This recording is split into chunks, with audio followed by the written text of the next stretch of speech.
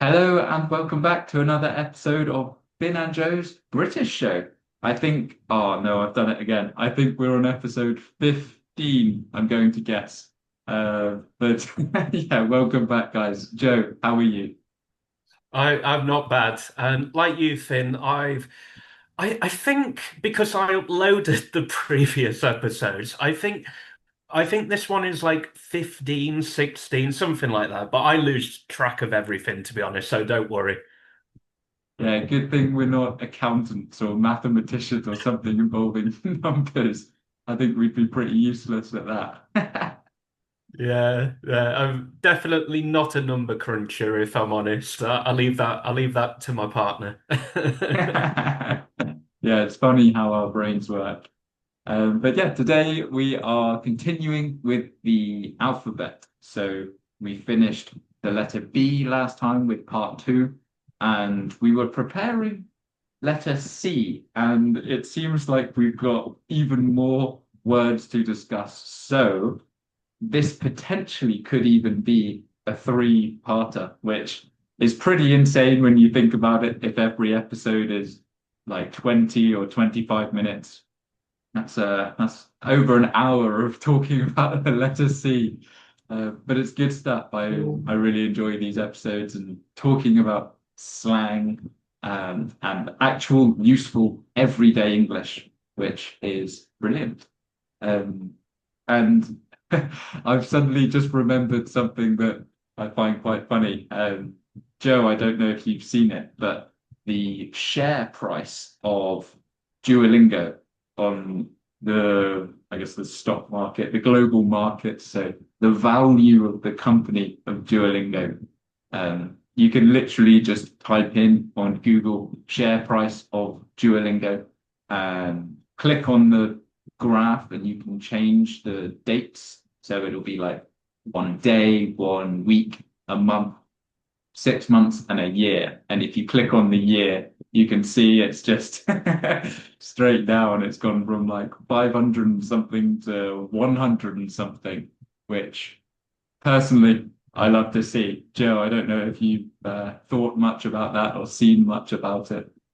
Yeah, considering I don't think many of our followers, many of our students would ever use a sentence. This is my mum called Pat, and she likes eating bananas while sailing a boat through the Canaries. I don't think it really is going to be very helpful in everyday life, to be honest. Yeah, it's not the most useful English and it's not the most logical system for teaching. So I'm pretty happy to see its downfall, to be honest. Anyway, sorry, I got very sidetracked. This is why the episodes take so long. So the letter C. I think the first and most obvious one to talk about is cuppa, which I think we've mentioned on another episode, but cuppa, short for cup of tea, cup of tea. Cuppa. Do you want a cuppa? Hmm. And you might also say Jafancy. Jafancy. And notice what I'm doing here, guys. Like, I'm not saying do you fancy, I'm saying Jafancy. And this is really common connected speech that you will hear native speakers use. But there's also something else that you might pick out if you come to the UK, if you live in the UK, if you work in the UK, is also the pronunciation of the word cuppa. So both Finn and I kind of pronounce it in the same way, but if you go further north, it becomes cuppa, cuppa. And this is a little split called the foot strut split. And it's a huge feature of the divide between the north and the south. Oh, So sorry, I think I lost you a yeah, second there. No, I think we're back. Yeah, so big divide between the north and the south. Yeah, so whenever I go and visit my mum's side of the family in Blackpool, my granddad, my cousin, my uncle, they will all say "Papa, Papa," which to me sounds quite funny. I don't know. I can't take it very seriously, which is a little bit bad to say. Yeah, so in the south, or I guess from the Midlands down, say cuppa, cuppa. Mm. Unless you're me and I'm surrounded by people from Derby, and normally what I do, I go from my kind of neutral hybrid accent to like, all right, love, how are you doing? Like this is if I'm with the wrong people, my accent just like disappears, my teaching accent, this accent, and it just comes very Derby. It's kind of scary. Yeah, that's pretty funny. I find it funny how whenever we go back home and we speak with our home friends or our family, our old accent just comes back out very quickly. Even if you move to a new place, like if you move to London or something, you change your accent slowly over the period of 10 years and you start speaking like a Londoner. Then you come home and within 5 minutes, you're back to your original accent. So I think probably the next one, guys, to talk about is one that we would describe as kind of loaded. It has lots of different meanings and lots of different uses, and that is cheers. So you might know cheers as when you like clink. I think it's clink is the verb. You might be able to tell me. Clink glasses of champagne. So cheers, or beer, for instance. Cheers. But as I've said, it's kind of loaded with lots of different meanings. So, Finn, what ways can native speakers use the word cheers? Well, probably the most common, at least for me anyway, is an alternative for thank you. So cheers is quite, well, it's very informal. You want to be careful when you use it and how you use it, but definitely with your friends or if you pop into the local shop or something like that. Cheers means thank you. And I don't know why. I guess kind of because we're very polite, like we've spoken about on another episode when we were talking about the word sorry. Now we use sorry so much. Um, I also use cheers and thank you and thanks quite a lot. So I'll often say cheers, thank you when I'm leaving a shop or I'm saying thank you for something. So I'll almost say it twice. Just, I don't know, maybe I'm subconsciously wanting to reinforce how grateful I am for giving someone my money. That's kind of funny that is because I do the same thing. It's a thing in English called redundancy. And I try and teach my students not to do that, where you use like two or three words that mean exactly the same thing, but there's me doing it. And another meaning of cheers is goodbye. But I kind of use it in two ways and then say something else. So when I'm getting off a bus, I'll say cheers, thank you, cheers, goodbye, and then thank you again. So I look an absolute idiot getting off the bus. I'm like, cheers, cheers, thank you. Like this, and I'm like, what am I doing? Almost like you're panicking or getting flustered and you're like, cheers, thank you, bye, cheers. It's just insane. So British people, we try and avoid awkwardness, but the irony being we actually make the situation more awkward by our politeness. But that's probably another topic for another day, I think. Yeah, I guess it's kind of an innocent thing. It's got a sweet thing. It's not the worst feature of a language or of a culture, at least. And a way that we can change it as well to mean goodbye. We can change cheers to cheerio. Cheerio. You might see this in something that's a bit more old-fashioned, maybe. If somebody says it, they don't really say it in like a serious way. Like they do mean goodbye, obviously, but it's a bit more of a light-hearted or fun way to say it. So, and it sounds like you're in the royal family or you're super posh or something like that. Cheerio. I don't think I've ever told anyone. I don't think I've ever used the word cheerio, like unless I was like trying to like be sarcastic or something. But each to their own. Each to their own. Um, so I think probably the next one is one that is going to surprise you guys. And one thing that is really unique about Brits is we invent our own verbs. We invent our own language, not just slang but verbs. And one of these words is the verb chuck. So chuck means to throw, usually. So instead of saying, "Oh, I'm going to throw my dog a ball," I'll chuck my dog a ball. Okay. But chuck can be used in another way, can't it, Finn? So British people are weird. When we want to get someone to do something for us, rather than saying something like pass, we can use chuck. Yeah, like can you chuck me the pen? Or oh, I need to write something down. Yeah, can you chuck me the pen? Or can you chuck us the remote? I want to change the TV channel. Chuck it over here, will you? Hmm. That's a pretty good, common, useful one. There are a few different words for throw, but chuck is very British, very, very common.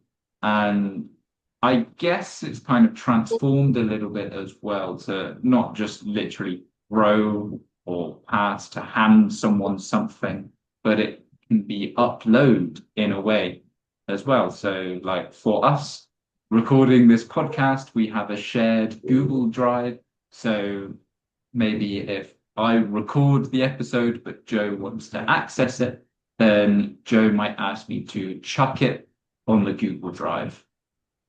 Mm. And I think one of the most common ways of using chuck is when we've got rubbish. So instead of throwing rubbish in a bin, like, oh, throw it in the bin, you might hear Brits say, chuck it in the bin or chuck it away. And this is really, really common, really common. But I think probably the best use of chuck will probably also upset a lot of people, particularly if they've ever learned English from a book, from a textbook, that nice, warm, comforting textbook with its amazing idioms that they read. So we can almost picture this scene, can't we, Finn? Little learners in their own countries with their English textbook, they open it up onto the topic of weather and they see this weird phrase. And what phrase could that be, Finn? Yeah, one of many that we have to describe rain, or serious rainfall, heavy rainfall, and that is to chuck it down. So, God, it's really chucking it down today, isn't it? And there is a huge list of synonyms for this with lots of different words, but personally, I feel like chuck it down is actually one of the most common ones, one of the ones that we say quite a lot. So yeah, God, it's really chucking it down today, isn't it? Which obviously, being from the UK, is quite a useful one. Mm. And I think when people listen to that one, chucking it down, they're like, hold on. What about the one I've just learned in my textbook when I was at school? It's raining cats and dogs. Um, that phrase always makes me laugh because I still don't understand why teachers in other countries teach that phrase. I don't think I've ever used it at all. Have you ever used it or heard anyone say it? Only when I'm trying to be very, very sarcastic. Like I've never said it in a serious way, like I've said, chucking it down. Yeah, so definitely, guys, if you ever see that phrase, just ignore it and learn better ways because you're never going to hear it. Okay, and I think that's probably a really good episode for a future episode. Phrases that you learn that Brits don't use, and I think that'll be quite interesting. Yeah, I can already imagine the catchy title and thumbnail. You're wasting your time. But yeah, that's quite a good episode. I think we'll do a break some point soon for the alphabet because if we go 3 episodes per letter at this rate, it would take us 2 years to not even touch another topic. So maybe that's a good idea for the next break, the next interlude, which would be very nice. Hmm. But yeah, I think that leads us on quite nicely to the next word, which I guess we're going to talk about a few different varieties or variants of the word. Okay, the base word is crap, crap. So like how if you drop your phone, you might crack your phone screen. Now, that's not really slang, that's just a normal use of the word. So, the first variant that we're going to talk about is cracking. Cracking. So, we use it as an adjective. Joe, I don't want to be talking for too long. I'll hand it over to you. Yeah, so cracking means like good, excellent, fantastic. So, for instance, you can use it generally for experiences. So, I had a cracking meal at that new restaurant. Or, that holiday, I had a cracking time. So, anytime you're talking about experience, we'll often say cracking. Cracking. And notice what you'll also hear with native speakers. We tend to drop the G on ing words a lot. So instead of like cracking, it sounds more like cracking, cracking. And doing this little pronunciation hack will instantly make you sound more natural.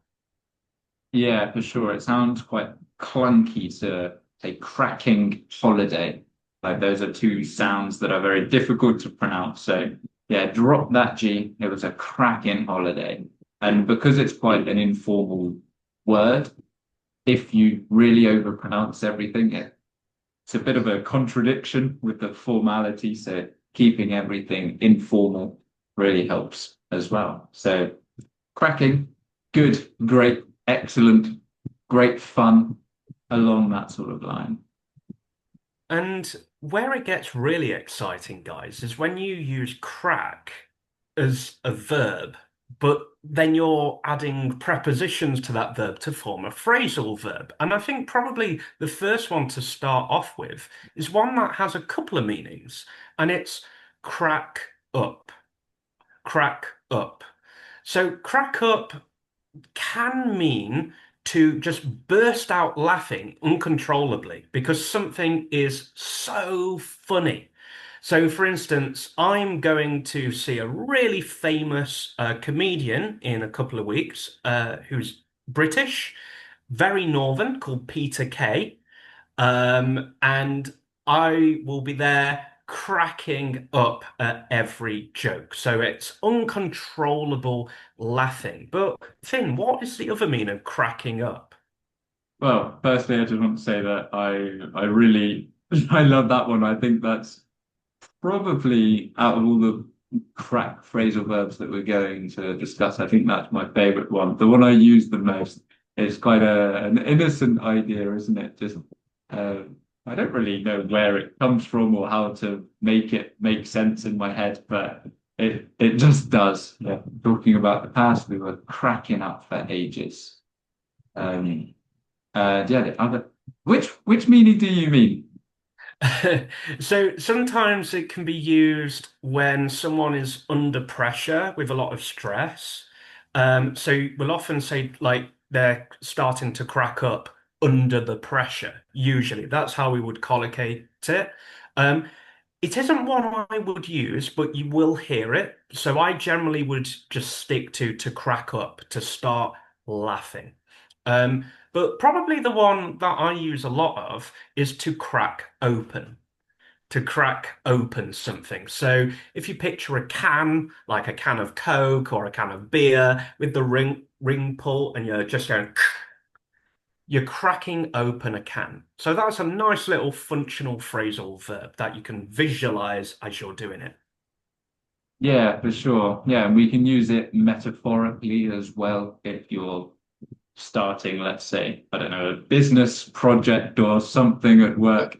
You might crack open some files and get going. It's kind of like an exciting idea. It's the idea of opening something with excitement, starting something with excitement. So you're cracking it open, almost like a mini explosion. If you think of the little pop when you crack open a can of something or bottle of something, then you get that little pop or the little fizz. So I guess that brings the energy, brings the excitement to it. Mm. Yeah, which brings us on to the last one, which will be cracking on, cracking Mm. on. So, And Jeff, yeah, this one's kind of interesting because it's weird that we use it in two ways, and I always find it bizarre how the two different meanings actually correlate. So the first one that you can use, crack on, would be to begin something, to start something. So I use this all the time. So instead of saying, oh, shall we start to my students, I'll often say, oh, shall we crack on? Shall we start the class? But it's weird because it also means to continue. So if you've had a pause, you might hear someone say, "Oh, shall we crack on? Shall we get back to the thing we were talking about, or shall we continue?" And it's really commonly heard during small talk. So if you picture a scene, two neighbors chatting over a hedge, saying, "Oh, hello, how's your day been?" Da, da, da, da, talking about the family and everything, the weather. And one of them is obviously doing some gardening. So the other person might say, "Well, I'll let you go. I'll let you crack on." So this is really, really common, really commonly heard in the UK. Yeah, and again, it also alludes to the idea of kind of energy and excitement. So it's to do something, not just to start it and be really bored doing it, but to crack on. Let's do it. Let's get started. Let's maybe do it quickly or with energy. Let's do it happily. Um, kind of let's get a move on. Let's finish it as quick as we can. And another context that you might hear it as well, especially if you're into your trash TV, your reality TV, where kind of like your Love Island sort of thing, where where there's different couples getting together and getting to know each other. You might say that two people have been cracking on, or he has been cracking on with Georgia. I don't know, a random name. Those two have been cracking on. So it's the same idea, but used in a bit of a different context. They've been kind of starting their relationship. And I think a good one to end with, as I think I fall into this trap, Finn, and I think you do as well. And I think every English teacher does this because we talk about Great Britain, we talk about the British Isles, we talk about things, but all our slang is English, pretty much. Every single thing we do is English, English, English, English, English. So I often get messages like, what about Scottish slang? What about Welsh slang? What about Irish slang? What about Northern Irish slang? So, just to please those people that talk about that and ask that, I think Finn can finish today's with a nice bit of Irish slang.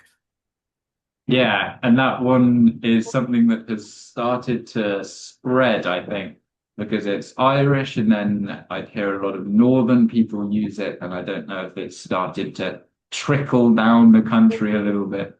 My friend actually used it in a message to me last night. So I don't know, maybe it's an up and coming piece of slang in the south of the UK, but it's definitely one that's been around for a very, very long time, especially in Ireland. And that is crack, just crack. But be careful here because it's a completely different spelling, which you will notice with a lot of Irish words and names, especially. Maybe we could do a little part of an episode on names and funny names. Um, but crack is spelled Craic. So completely different. Looks like it would be said like craic or something like that, but it's crack. And again, it's a positive thing. So it's the idea that well, no, I guess it depends how you want to use it, doesn't it? So the most Hmm. common use of it is saying someone or something is good crack, good crack. So "Oh, I met your mate last night. He's real good crack. Or I loved living in Dublin. It's real good crack. And that just means it's very good fun. And it's just a very nice, happy way to describe someone or something. And I think I very rarely hear it, obviously, because I live in England, and I don't watch enough Irish programs. I think I occasionally heard it on things like Father Ted, um, or um, or IT Crowd, that kind of thing. But Yeah, the other situation I might hear it is to do with like experiences. Like it generally when something's fun or if a person's fun to be around, they say, oh, it's good crack. Makes you laugh as well. Yeah, and we can use it in a negative way as well. And I think the most common way to do that is in the same structure, the same format, but using a bit of a naughty word, shit, instead. So shit, obviously a bad thing in most contexts. So if someone or something, some experience is shit crack, then it's just the exact opposite. It's bad. They're a bad person, they're an annoying person, maybe you had a bad time at the pub or you thought a city was really bad, then you can say it was shit crack. Hmm. And I think that is a really good part to end part one, which will soon be a very long couple of episodes. So I'm looking forward to exploring the final two parts of these. And I think, as Finn mentioned earlier, it might be a good point after part three to probably have a little bit of a break from slang before we get go off on a tangent. Yeah, I think every episode we think of good ideas during the episode, so we need to trawl back through everything, rewatch what we've recorded and write down all of these good ideas. Maybe we'll have an episode or two, or maybe three as like a little break, and then we'll crack on again with this series. Hmm. So, thanks a lot for listening, guys. And as always, like, comment, subscribe if you want to check us both out and see the kind of things that we do as teachers. I'm on Instagram, I'm on TikTok. I think Finn is as well. So we can always put our handles somewhere below so you can check us out and just see if we are good crack. Yeah, yeah, exactly.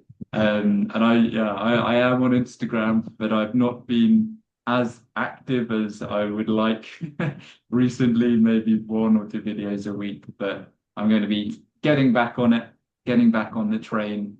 As of next week, be posting lots more videos, but here on YouTube as well, I've got my own channel and I've started posting long form content recently as well, which if you've ever made any long form content, you'll know that it takes a bloody long time. So if you guys have some free time in your day, I'd really appreciate you going to check out my channel, which yeah, we'll add in the description below as well. So sorry for the shameless plug, but thanks guys, thanks for watching, and we look Yeah. forward to the next episode.